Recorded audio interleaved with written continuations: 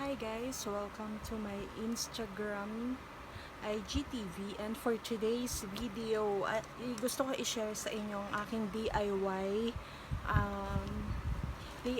na ginawa ko for my whiteheads and blackheads na pantanggal kung ayaw nyo gumastos ng mahal. Bali, ipapakita ko siya sa inyo, panoorin nyo din siya sa TikTok ko, isa-share ko to.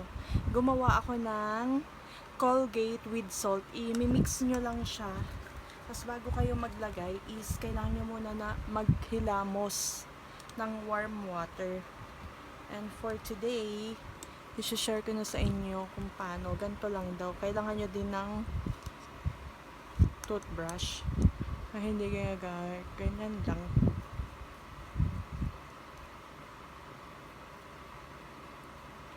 Kasi ang dami kong whiteheads, guys.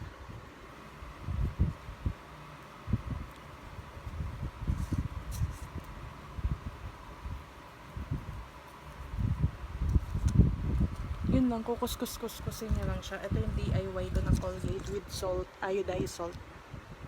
Skincare is life.